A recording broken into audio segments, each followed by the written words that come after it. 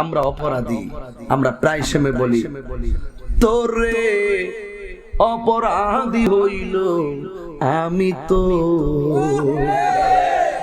আমি যে তোর প্রেমে মরা, আমি যে তোর প্রেমে মরা, চাইয়া দেখ না এক নজর দয়াল রে, অপরাধী হইল আমি তো।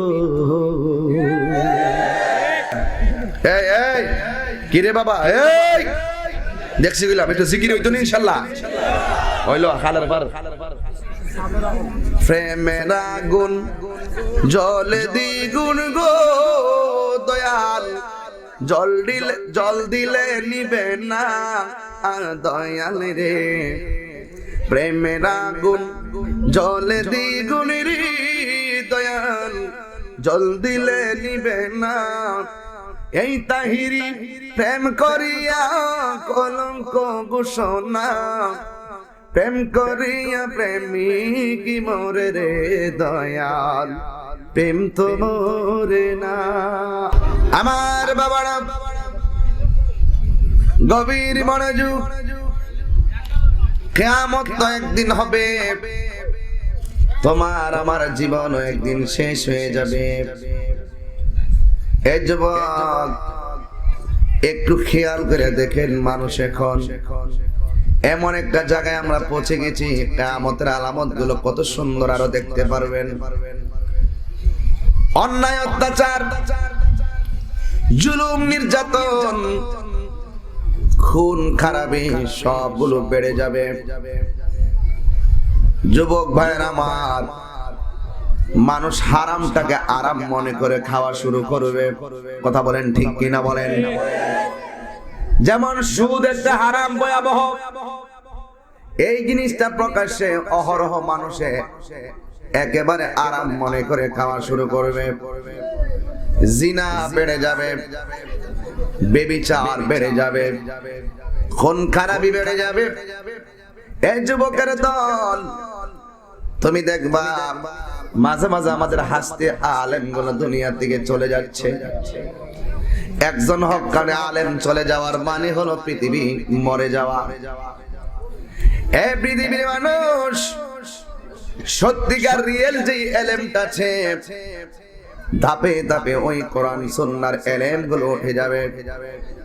আমার যুবক ভাইরা, এইগুলো হলো কিয়ামতের ছোট ছোট আলামত।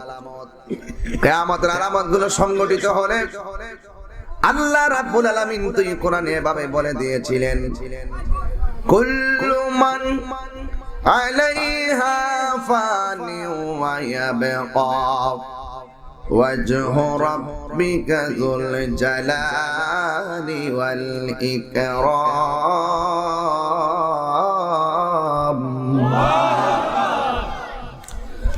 সব কিছু ধ্বংস হয়ে যাবে। আমার নবী বলেন, কিয়ামতের আলামতের ভিতরে হায়া শরম উঠে যাবে। মানুষের যে নীতি নৈতিকতা, সেই নীতি নৈতিকতার উপরে ভাটা পড়বে। এইগুলা হলো কিয়ামতের ছোট ছোট আলামত। আমার নবী বলেন, কিয়ামতের বড় আলামতের ভিতরে একটা আলামত হলো, যেই বিল্ডিং প্রাচীরের ভিতরে ইয়াজুজ মাজুজ এখনো বন্দী। ইয়াজুজ মাজুজ ভয়ঙ্কর বৃহদাকার একটা দানবের নাম। সে বের হয়ে যাবে, হাতের নিচে পায়ের নিচে পিপিলিকা, যেমন সে মানুষগুলাকে পিপিলিকার মতন পায়ের নিচে রেখে মেরে ফেলবে। মানুষ মুখের ভিতরে খাবার যেমন করে চাবায় চাবা খায়, বৃহদাকার দানবগুলো মানুষকে এমন ভাবে মুখে দিয়ে খাবে। সেই লোকটা কিন্তু এখনো বন্দী। এই দুইটা লোক প্রতিদিন সকালবেলা সকালবেলা জিহ্বা দিয়ে এখনো দেয়ালটা চাটতে থাকে। বিকাল বেলা হয়ে গেলে ওই দেয়ালটা যখন ব্লেডের মতন চিকন হয়ে যায়, পাশের জন লাগ দিয়ে এখন আর দরকার নাই, সকালে বাকিটা ভাঙবো। আবার যখন রাতে ঘুমায়া যায়, সকালে ওঠার পরে দেখে আমার লাগে যেমন দেয়ালটা ছিল এমন ভাবে পরিপূর্ণ করে দিয়েছে। এইভাবে তারা বন্দী আছে। আমার নবী বলেন, ওই বন্দি থেকে তারা একদিন বের হয়ে যাবে, তখন কিয়ামতের বড় আলামতগুলো শুরু হবে। ইয়াজুজ মাজুজ বের হলে আমার নবী বলেন দাজ্জাল বের হবে। দাজ্জাল বড় ভয়ঙ্কর নাম, দাজ্জাল বড় ভয়ঙ্কর নাম। এই দাজ্জাল যখন বের হয়ে যাবে, দাজ্জাল কেমন ভয়ঙ্কর শুনলে আটকে উঠবেন। দাজ্জাল কেমন ভাবে দেখেন, দাজ্জালের আবির্ভাবটা কেমন হবে। আরে হওয়ার পরে সে কি করবে, সে আপনার কাছে আসে বলবে আমাকে আল্লাহ মান। নাউজুবিল্লাহ কোন। আপনারা বলুন আমার আল্লাহ কি দুইজন না একজন? আজকে মানুষ আমাদেরকে অনেক মানুষ অনেক ভাবে বোঝাইতে চেষ্টা করে, আমরা বিভিন্ন ভাবে আল্লাহর সাথে শরীক করি। আর বেয়াদবের গোষ্ঠী সময় কিন্তু বেশি দূর নাই, আজকার উপরে টেস্কা আছে, এসকার উপরে টেস্কা আছে। খবর আছে তাহিরিরা আংলান মানে হলো পানুক সাপের লেজ দিয়ে কান হেজানো। এটা মাথার ত্রাক্য, সম্মান করি ঘরে বসে থাকো। দোয়াই যে তুলসী পাতা সব সিএস আর এস বিএস আমাদের হাতে আছে।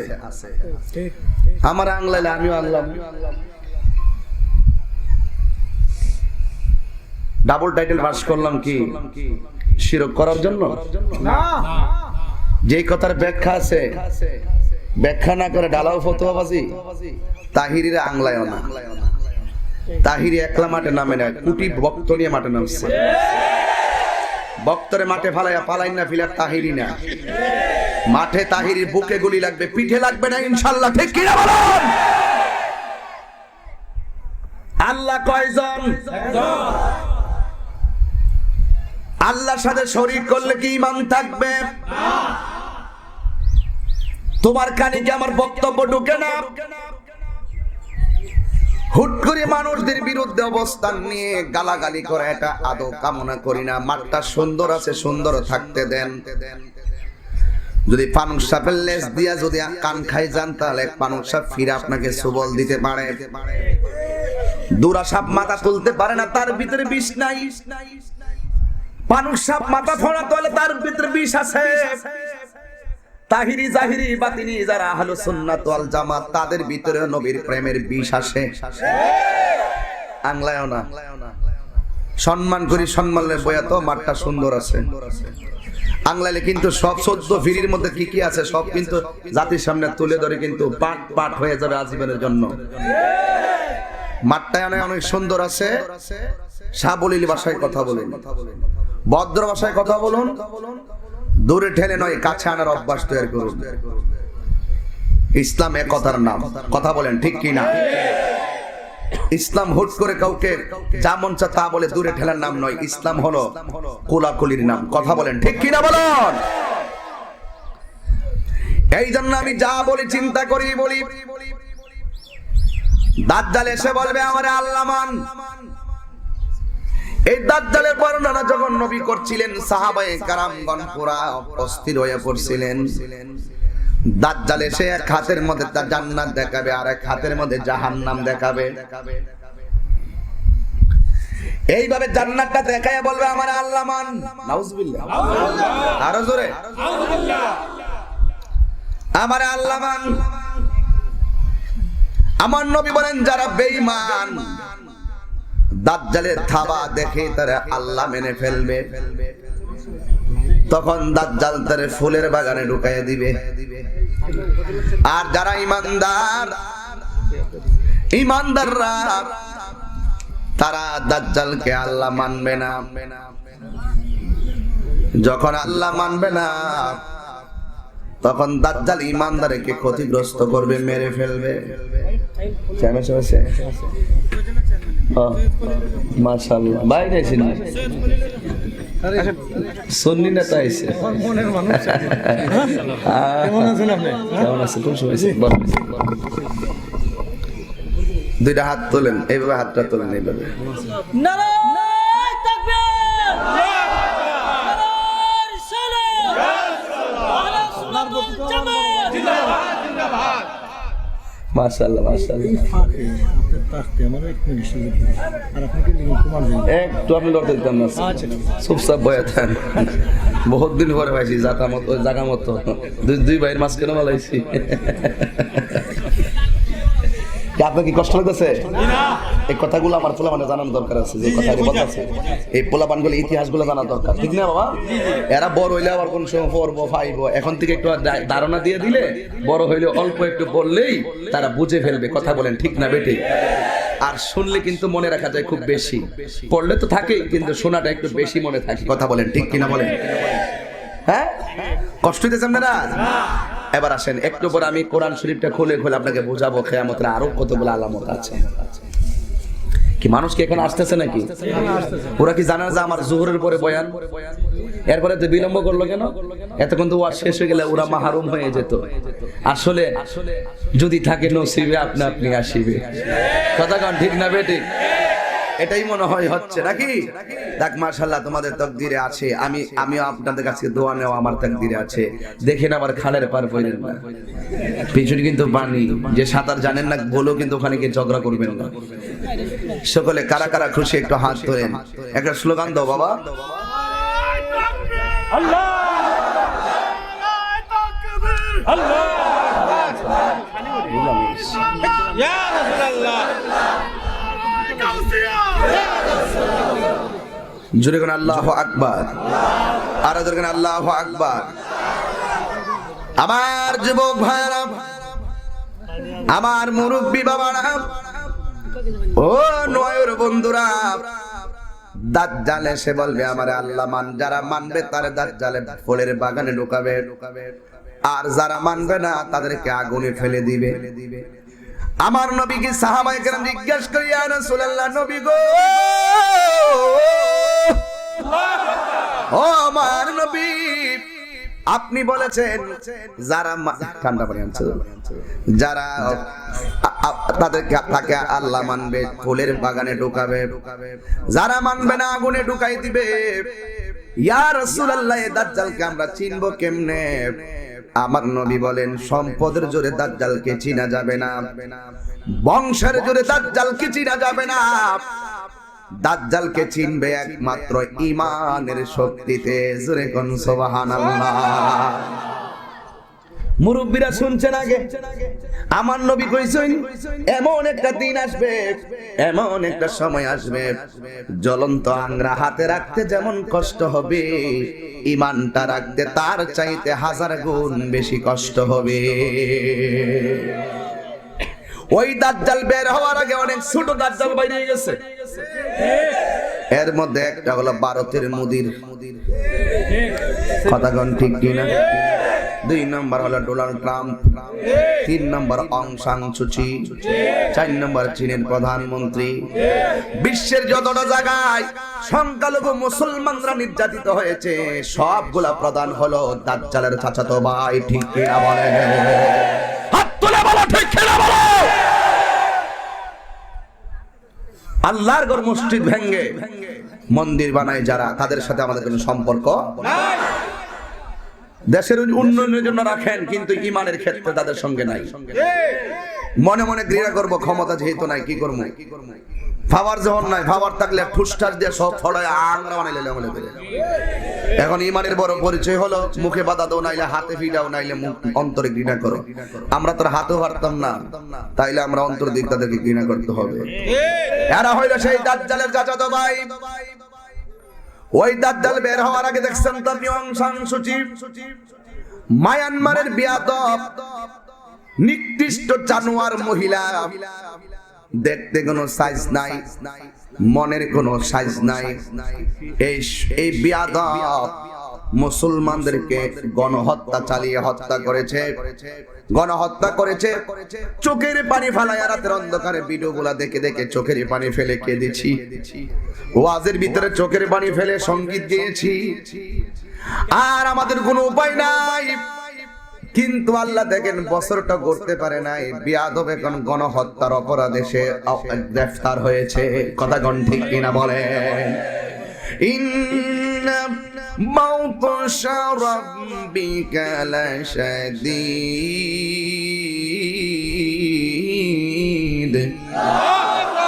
আল্লাহর ধরা কি নরম না শক্ত? আমার নবী বলেন ওই দাজ্জালকে মানুষে বংশের জোরে চিনতে পারবে না, ইমানের জোরে চিনবে কিভাবে জানেননি? বেঈমানরা দেখলে তার থাবা দেখে আল্লাহ মাইন্না ফেলাইবো, আর ইমানদাররা বলবে তোমাকে আমরা আল্লাহ মানব না। কয় তুমি যে বেঈমান আমরা বুঝে ফেলেছি। কয় কিভাবে? কয় তোমার কপালের ভিতরে, আমার নবী কয় ইমানদাররা দাজ্জালের কপালের মধ্যে দেখতে পারবে লেখা আছে কাফারা, কাফের। তুমি আর কোনোদিন আমাদের আল্লাহ হতে পারো না, আল্লাহকে ধরা যায় না, ছোঁয়া যায় না, দেখা যায় না, তুমি আমাদের কোনোদিন আল্লাহ হতে পারো না।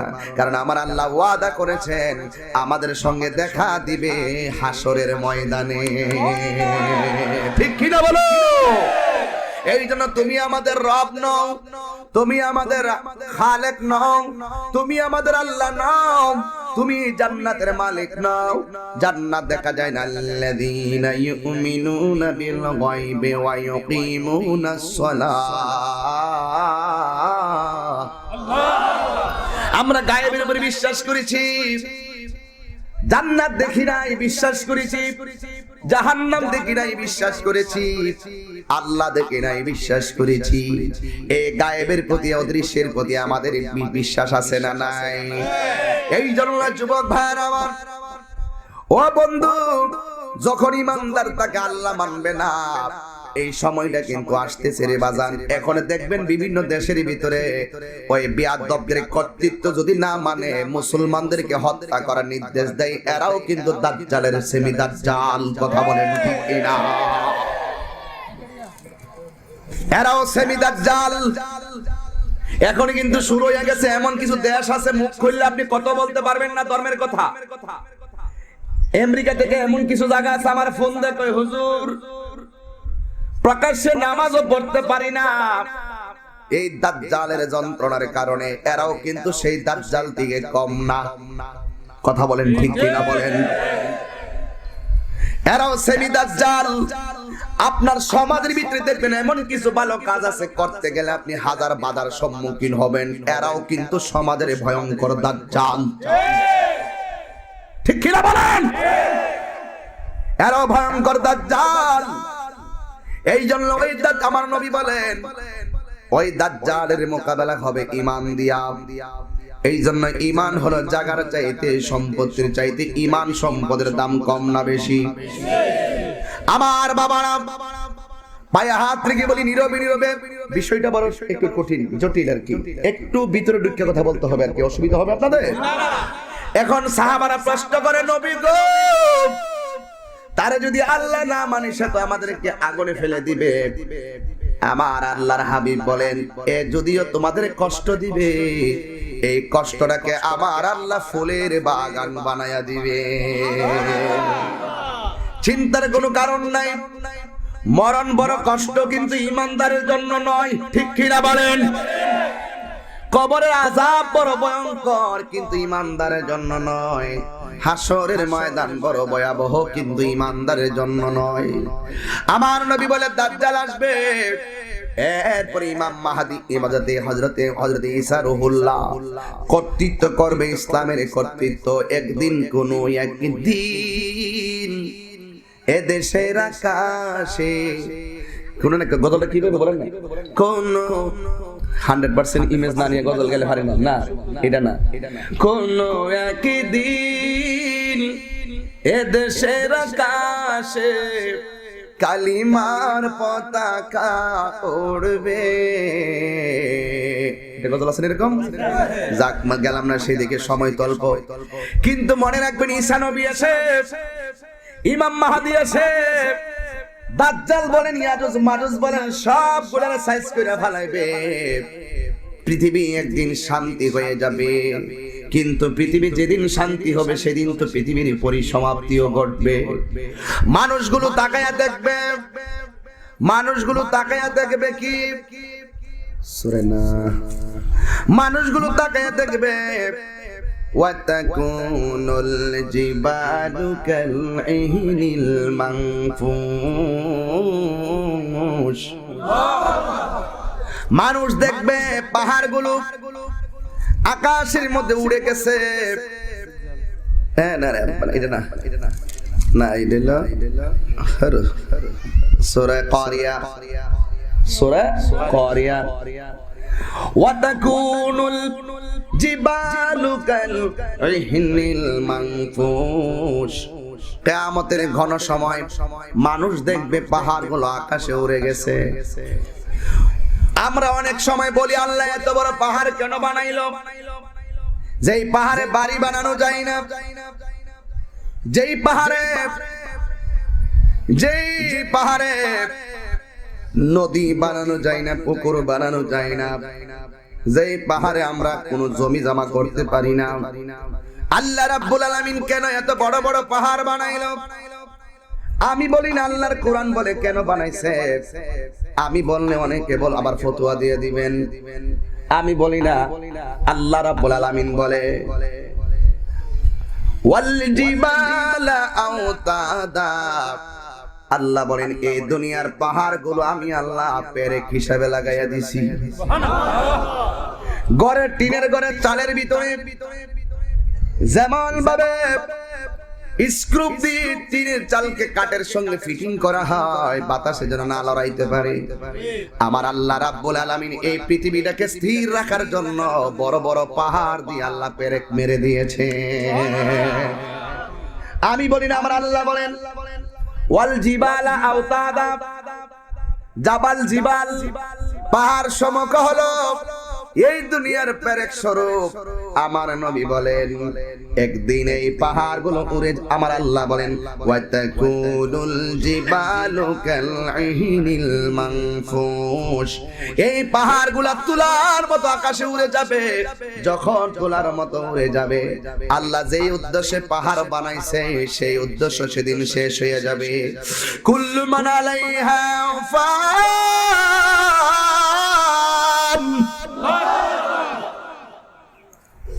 একদিন পৃথিবী শেষ হয়ে যাবে।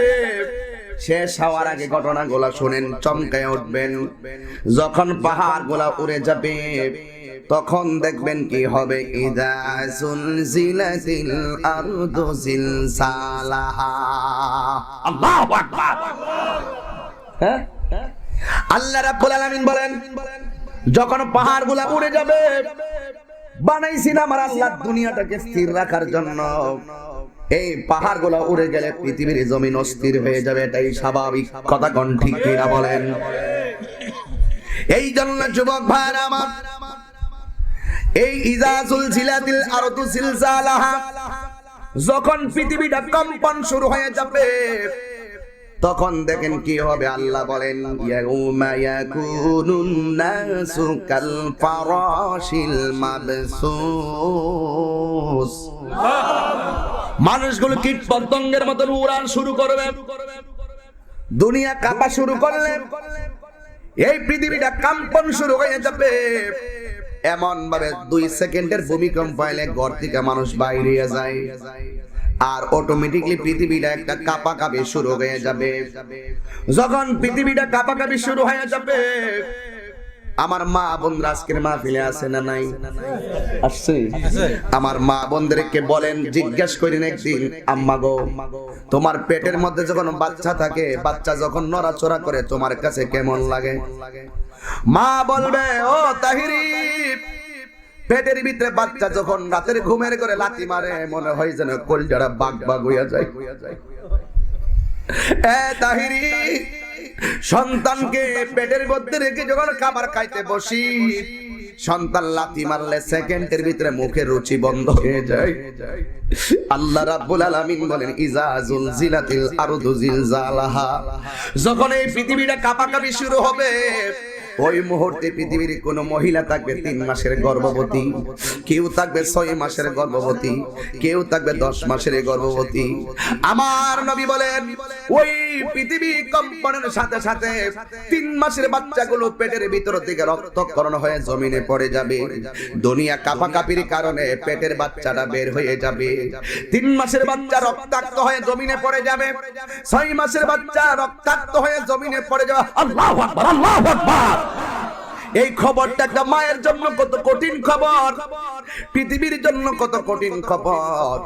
এখন সকল মানুষ দেখবে আসমানে তোলার মতন পাহাড় গোলা উঠতেছে, কীট পতঙ্গের মানুষগুলো এক জায়গা থেকে আরেক জায়গা উইরা গিয়া পড়তেছে। নয়ের মানুষ এই দিন উইরা গিয়া লন্ডনে পড়তে পারে, লন্ডনের মানুষ আইসা সিঙ্গাপুর পড়তে পারে, এক দেশ থেকে আরেক দেশে ঠিকানা হারায়া ফালাইবে। শেষ পর্যন্ত যখন এই অবস্থা হবে, সবাই বলবে ওয়াকালাল ইনসানু মা লাহা। হাত তুলে বল আল্লাহু আকবার। মানুষগুলা বলবে কি হইল, কি হইল, কি হইল, এমন অবস্থা কেন, এমন অবস্থা কেন, কি হইল, কি হইল, কি হইল, মানে কিয়ামত হইতেছে, বুঝতে পারবা যুবক।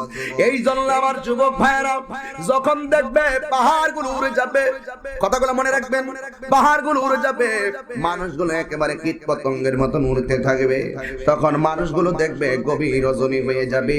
পৃথিবীর আলামতগুলো এমন ভাবে চমৎকার আলামত। রাতের বেলা দেখবি কি জানেননি, যখন আকাশটা বিদীর্ণ হয়ে যাবে,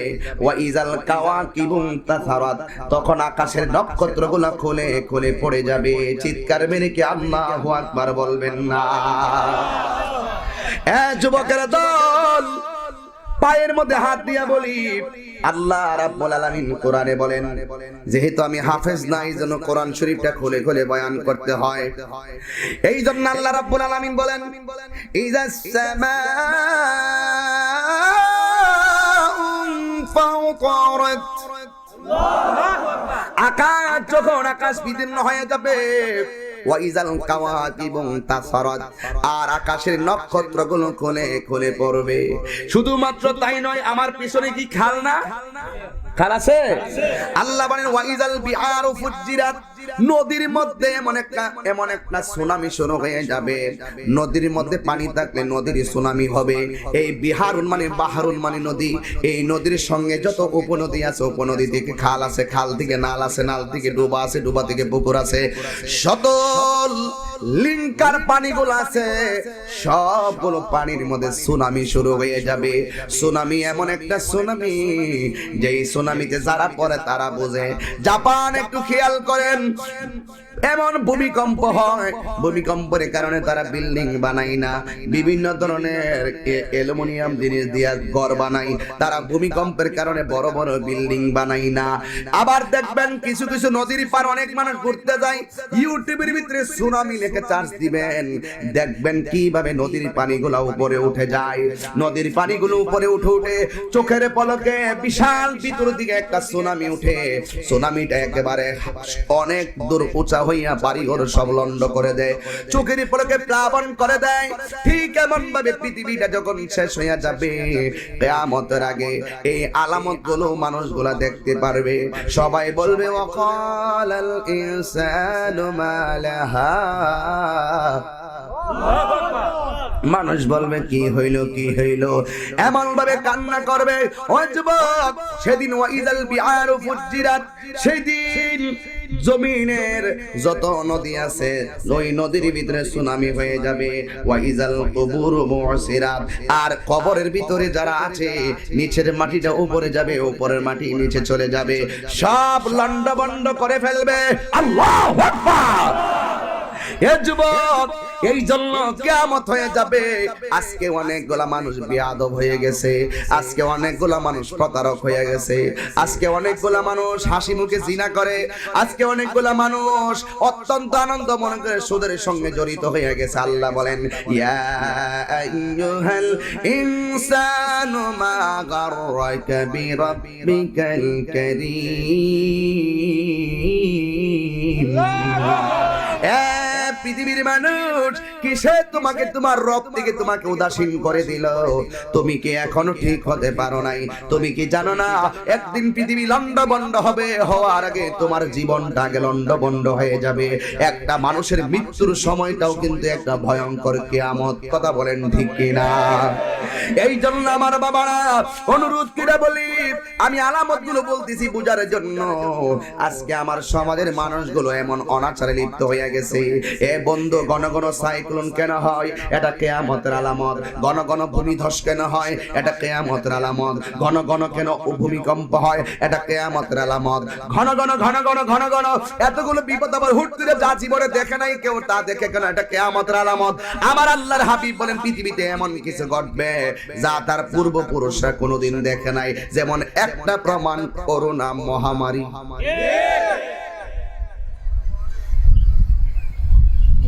পূর্বপুরুষটা দেখে নাই। কেউ বয়স কত? 70। বুঝা দিয়ে যা 12 বছর। মাশাআল্লাহ। আপনার বয়স কত? সংগ্রামে সব পুরা যুদ্ধ করছে। মাশাআল্লাহ। মুক্তিযুদ্ধের খাতার নাম আছে নি? নাম নাই। ও লেগে গেছে গো। আচ্ছা, আল্লাহ দেখলে চলে। 70 পানঘাট এমন করে 65। মাশাআল্লাহ মাশাআল্লাহ, দেখাই যাচ্ছে, এরা দেখলে বোঝা যায়। মাশাআল্লাহ। কার 80? বাহ ভাই, এখানে 80 আছে। আর ইনো মাশাআল্লাহ 80 ভালোবাসি। কি আপনাকে মানে কষ্ট হইতেছে নাকি? তো আসলে আমি যে কথাগুলো বলতেছি কি দলিলের বাইরে কথা বলতেছি? হ্যাঁ,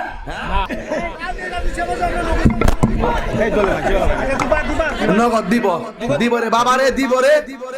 আল্লাহর রাস্তায় বোকা বাদানো। আমাদের প্রতিনিধি তো সম্মান ইজ্জত করলেই সম্মান ইজ্জত পাওয়া যায়। সুতরাং আমরা যখন কোথাও মাহফিলে ঢুকি তখন আমরা কয়েকটা জায়গা ফলো করি। স্থানীয় প্রতিনিধি যারা, তাদের কাজ আমাদের খুব লাগে। তো সেই জন্য উনি 20,000 টাকা ঘোষণা করেছেন, ইনশাল্লাহ দিবেন। আল্লাহ কবুল করুক সকলে, আমিন।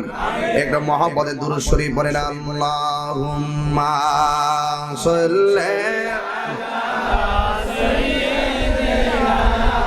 মাওলানা মুহাম্মদ ওয়া আলা আলি সাইয়্যিদিনা।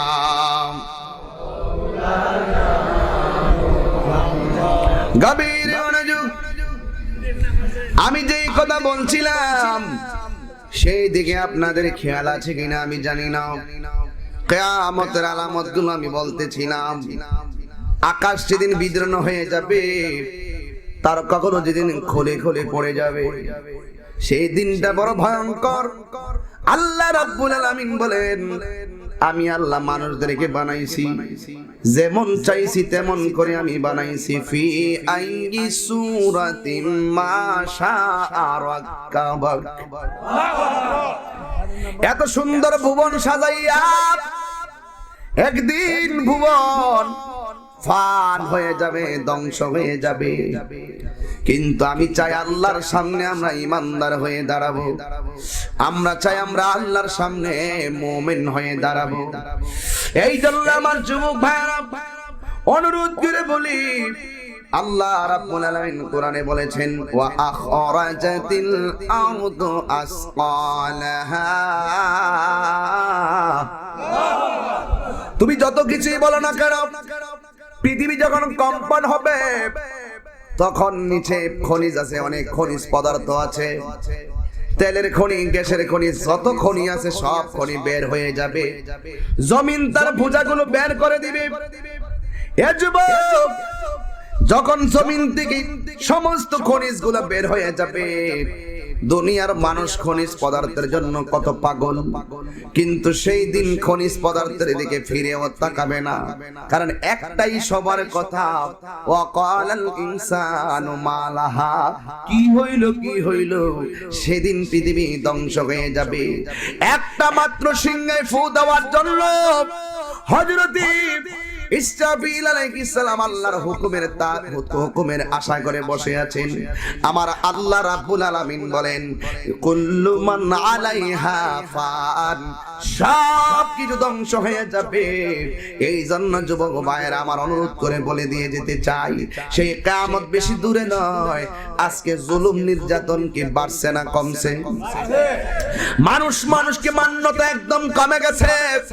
এইগুলো একদিন তুমি দুনিয়ায় যা করো না কেন আল্লাহ রাব্বুল আলামিন তোমার হিসাবটা এক জায়গায় নিবে। সেই জায়গার নামটা হলো হাসরের ময়দান। তুমি দুনিয়াতে ডাব চুরি করেছো, মানুষ তোমাকে জিজ্ঞাসা করবে তুমি কি চুরি করেছো, তুমি মুখ দিয়ে বলেছো না আমি চুরি করি নাই, কিন্তু হাসরের ময়দানে আমার আল্লাহ রাব্বুল আলামিন তোমার মুখটার মধ্যে লাগাম লাগিয়ে দিবে। হাতের সাক্ষী হাত দিবে, মুখের সাক্ষী মুখ দিবে, চোখের সাক্ষী চোখ দিবে, পায়ের সাক্ষী পা দিবে। তো সেই দিনটাকে ভয় করো। আর কিয়ামতের ভয়াবহতার মোকাবেলা করতে হবে একমাত্র টাকা দিয়া হবে না, একমাত্র ঈমানের জোরে করা লাগবে। কথা বলেন ঠিক কিনা? যত বড় তুফানে আসুক না কেন, সব তুফানের ভিতরে যেমন করে নূহ নবীর প্লাবনে সব ধ্বংস হয়ে গেছে, 40 জনকে আমার আল্লাহ ওই নৌকার ভিতরে, যতজন নৌকার ভিতরে উঠেছেন সবাইকে আমার আল্লাহ হেফাজত করেছেন। কিয়ামতের মহাপ্লাবন, কিয়ামতের ভয়াবহতা যত কঠিন হোক না কেন, যে মাত্র যারা ঈমানদার এদেরকে আমার আল্লাহ কুদরতি সামিয়ানার নিচে রেখে হেফাজত করবেন। জোরে কোন আল্লাহু আকবার। শুধুমাত্র তাই নয় যুবক ভাইরা, আল্লাহ রাব্বুল আলামিন সেই দিনটাকে যখন কিয়ামতের ভয়াবহতায় সব যখন লন্ডভন্ড হয়ে যাবে, সব শেষ হয়ে যাবে, তখন পৃথিবীটা একেবারে স্তব্ধ হয়ে যাবে। এই স্তব্ধ হওয়ার পরে অনেকে বলে হুজুর কিয়ামত হওয়ার পরের অবস্থা একটু বলেন না। আমি বলতে চাই কিয়ামতের পরের অবস্থা হলো এমন একটা জায়গা হবে, যে জায়গাটা হবে তামা দ্বারা প্রস্তুত, যেই জায়গাটা হবে তামার প্রস্তুত ময়দান, ওই ময়দানটা হবে হাসরের ময়দান। জোরে জোরে কি আল্লাহু আকবার বলবেন না? সব শেষ। ইয়াউমাইযিন ইয়াসদুরুন নাসু আশতাতাল লিয়ারাউ আমালাহুম। চুরি করছো, দোকানে বয়া বয়া গীবত করছো, মানুষকে 5,000 টাকা পায়া রাতের অন্ধকারে গাই মাইরা ফালাইছো, মার বুকে লাথি মাইরা ঢাকা শহর যায় 10 তলা বিল্ডিং এ থাকো, যে যা কিছু করবে না কেন ইয়াউমা ইয়াসতুরুন নাসু আশতাতাল লিয়ারাউ আমালাহুম। সেই দিন বেশি দূরে নয়, তুমি দুনিয়ায় যা করেছো সেদিন সব আমলগুলো তোমার চোখের সামনে ভেসে উঠবে। আল্লাহ রাব্বুল আলামিন যেই ময়দানটার ভিতরে উঠাবে তোমারে আমারে, ওই ময়দানটার নাম হাসরের ময়দান। ওই ময়দানটা কোথায় হবে এ নিয়ে অনেক মতানৈক্য রয়েছে। অনেকে বলে হাসরের ময়দানটা আকাশের উপরে হবে। আরে বাবা, আকাশ তো লন্ডভন্ড হয়ে সব টুকরা টুকরা হয়ে যাবে, আল্লাহর সৃষ্টি যা আছে সব তো শেষ হয়ে যাবে। এখন তোমার কাছে প্রশ্ন হলো হুজুর তাইলে হাসরের ময়দানটা কোথায় হবে? বুখারী শরীফের হাদিসের মধ্যে সেদিনও দেখলাম ওই হাসরের ময়দানটা হবে শাম দেশের মধ্যে। যেই দুইটা দেশের জন্য আমার রাসূল দোয়া করেছেন, যে একটা হলো শাম আর একটা হলো ইয়েমেন। হাসরের ময়দানটা হবে দুনিয়ার জমিনে শাম দেশের ভিতরে।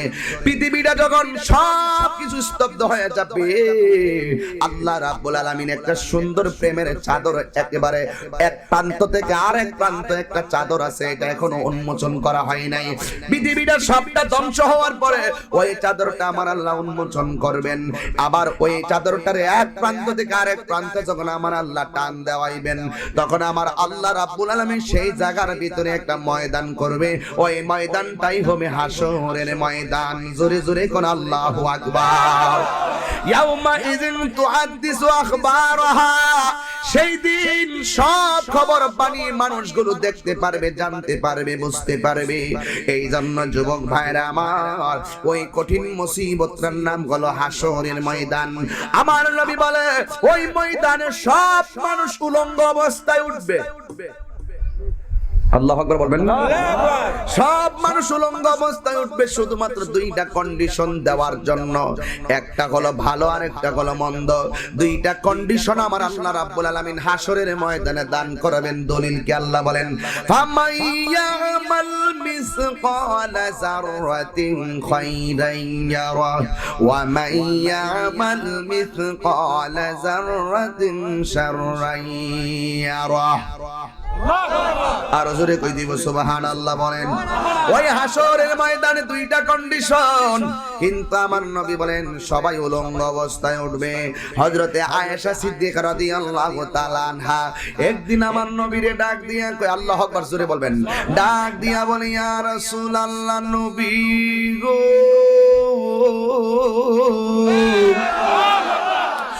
মায়ার নবীজি, হাসরের ময়দানে সবাই উলঙ্গ অবস্থায় উঠবে, একজনের লজ্জাস্থান আরেকজন দেখবে, এটা তো অনেক শরমের ব্যাপার।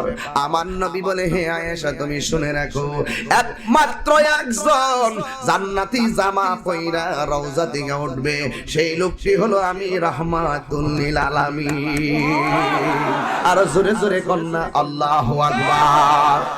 সবাই কবর থেকে উলঙ্গ অবস্থায় উঠবো, কিন্তু আমার আয়েশা বলেন ইয়া রাসূলুল্লাহ একজনের লজ্জাস্থান তো আরেকজন দেখবে।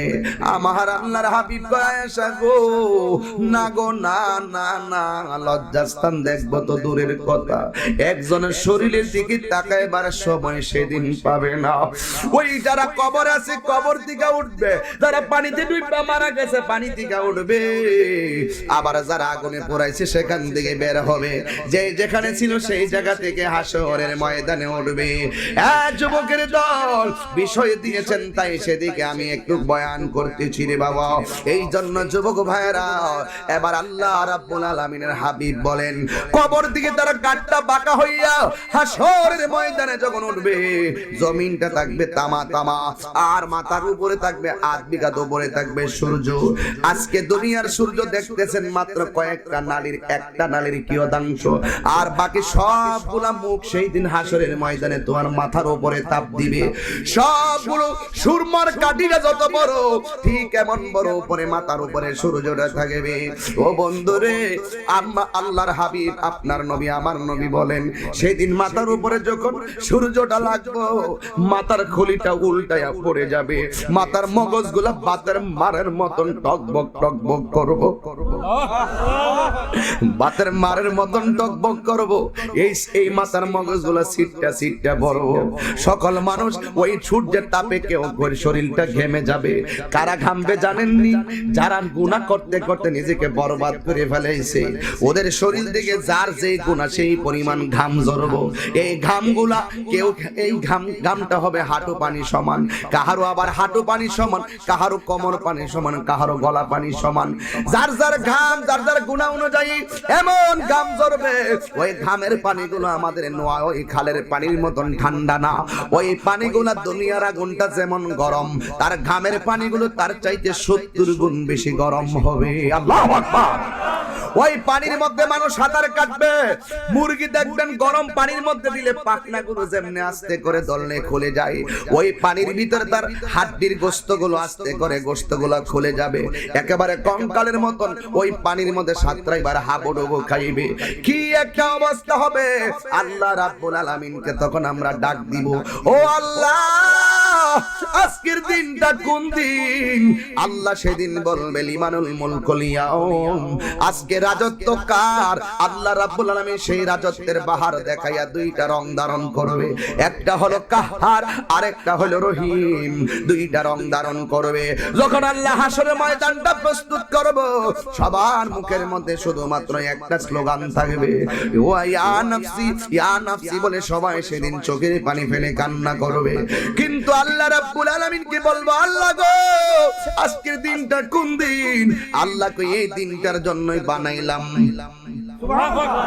আমি, আল্লাহ এই দিনটার জন্য আমি তোমাদেরকে বানিয়েছিলাম, তোমাদেরকে দুইটা রাস্তা দেখেছিলাম, দুইটা রাস্তা দেখাইছিলাম। আল্লাহ বলেন মা আতাকুমুর রাসূলু ফাখুযুহু ওয়া মা নাহাকুম আনহু ফান্তাহু। এই আওয়াজে মানি না, জোরে জোরে বলো সুবহানাল্লাহ। এ বন্ধুরি, আল্লাহ আল্লাহ দুইটা রাস্তা দিয়েছিল, যে ভালো রাস্তাটা তোমরা গ্রহণ করো, মন্দ রাস্তাটা থেকে তোমরা দূরে থাকো। এই জন্য আমার আল্লাহ রব্বুল আলামিন বলেন, পৃথিবীর মানুষ, আজকে আমি যাররা যাররা পরিমাণ হিসাব নিব। যাররা কারে কয় জানেননি? সুইয়ের মাথাকে 70 ভাগ করলে 69 ভাগ বাদ দিলে যে একটা ভাগ থাকে, ওই ভাগের নাম হলো যাররা। যাররা যাররা পরিমাণ যদি আপনি দান করেন, এই দানটা আমার আল্লাহ আপনাকে প্রতিদান হিসাবে দিবেন।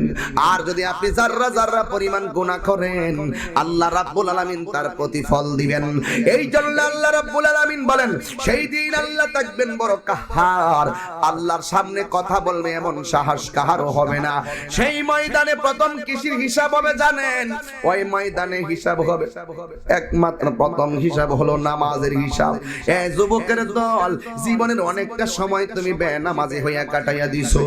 যুবকের দল, জীবনের অনেক সময় তুমি মা বাবার চোখকে ফাঁকি দিয়া তুমি টাকা পয়সা গোপন রাখছো। জীবনের অনেক সময় মানুষের বিরুদ্ধে তুমি গীবত করেছো। জীবনের অনেকটা সময় নিজের জীবনকে বরবাদ করে দিয়েছো। আল্লাহ বলেন, আমার দরা কিন্তু নরম না।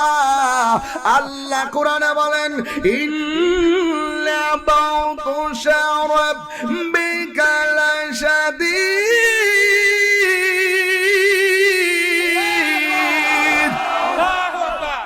আল্লাহর ধরা কি নরম না শক্ত? কেমন শক্ত বুঝো না? আল্লাহ খুঁটিটা সারা আসমানটা খাড়া করে রাখছে। তুমি কি বুঝো না? হাজার হাজার মানুষ এখানে আছে, একটা চেহারার সঙ্গে আরেকটা চেহারা মিলে না। তুমি কি বুঝো না? ও যুবক, তুমি কি বুঝো না? পেটের ভিতরে একটা পানির ফোঁটা থেকে আল্লাহ মানুষ রূপে রূপান্তরিত করলো। আল্লাহ বলেন, ফি আইয়ি সূরাতিন মা শাআ রাক্কাবাক। আমি আল্লাহ যেমন চাইছি এমন ভাবে আমার বান্দারে বানাইছি। ওয়ালাকাদ খালাকনাল ইনসানা ফি আহসানি তাকওয়িম। আমি আল্লাহ রাব্বুল আলামিন মানুষদেরকে অতি সুন্দর নমুনায় বানিয়েছি। একটা চেহারা আজকে সমাজের মানুষ বেশি ভালো না।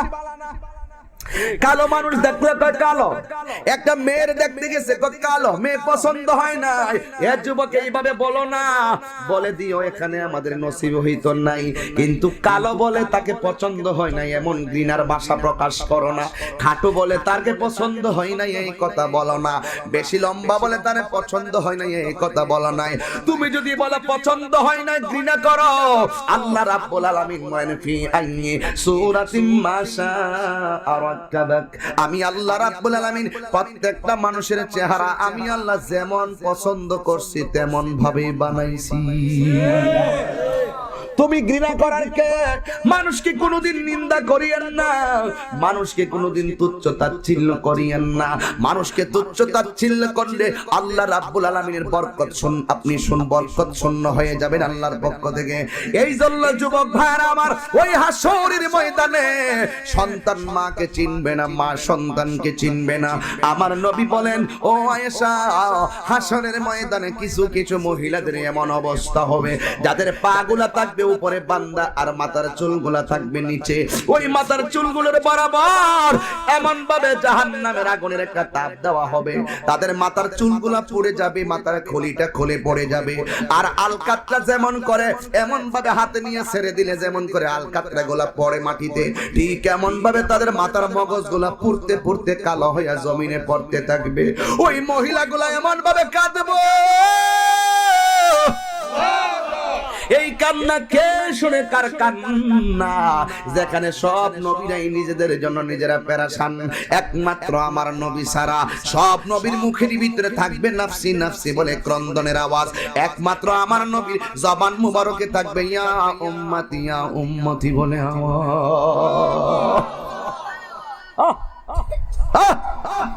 এমন একটা প্রান্তর আসতেছে রে বাবা। এটা বাকি ওয়াজ না, এটা নগদ ওয়াজ। ওই ময়দানকে ভয় করলে এখন থেকে তুমি নামাজি হয়ে যাও। ওই ময়দানে কঠিন অবস্থা যাওয়ার আগে এখনই তোমার সময়, আজান হওয়ার সাথে সাথে মসজিদে যাওয়া। ওই ময়দানে কঠিন অবস্থা হওয়ার সাথে সাথে এখনই তোমার সময় সঠিক আকীদা পোষণ করা। কথা বলেন ঠিক কিনা? আজকে আমার মতন অনেক হুজুর আছে মাথায় পাগড়ি লাগায়া ওয়াজের মধ্যে পয়সা পয়সা বলে নবী হাসরের ময়দানে সুপারিশ করব তো দূরের কথা, নবী নাকি বলবে আমার গুনার পাল্লা ভারী হয় নাকি নেকের পাল্লা ভারী হয়, নবী নাকি নিজের জান লয়াই ঠেলা ঠেলি। আরে কপাল রে কপাল রে কপাল, এ কপালের গরু কপাল রে। এরা কোন নবীর উম্মত আল্লাহই জানে। এরা যদি আমার নবীর উম্মত সত্যিকার দাবি করত তাহলে আমার নবীর শাফাআতকে তারা মানত। আমরা গুনাহগার, নবী গো গুনাহ করে ফলাইছি, নামাজের টাইম হইছে পড়ছি, পড়ার মতন পড়ছি না, নবী গো তোমারে ভালোবাসি। নবী বলেন ওই সমস্ত প্রেমিকদের ওজন তারা যদি হাসরের মাঠে কবিরা গুনাহগারের জন্য আসামিও হয়ে যায়, শাফাআতি লি আহলিল কাবাইর মিন উম্মতি, আমি নবী তাদের জন্য সুপারিশ করব শুধু আমি নবীকে ভালোবাসার কারণে। আমার অনেক কষ্ট লাগে কি জানেন, দালালির তো একটা সীমা থাকা উচিত। ঠিক ওই ছোট্ট একটা রুমের ভিতরে ভিডিও লাগায় লাগায় ভিডিও সাইরা সাইরা ইহুদিদেরকে খুশি করে আর এমাদা মুসলমানদের মধ্যে ফিতনা লাগায় রাখছে। কওমি ভাইরা কিন্তু আবার নবী যে শাফাআত করবেন এটা মানে, কিন্তু আহলে হাদিস যারা যারা সালাফি যারা তারা কিন্তু এটা মানে না। এইজন্য আমরা কওমি ভাইদেরকে বলি এই ব্যাপারে আপনারাও অ্যাকশন নেন, আমরা অ্যাকশন নিব, প্রয়োজনে আইনি অ্যাকশন নিব। কথা বলেন ঠিক না বেঠিক?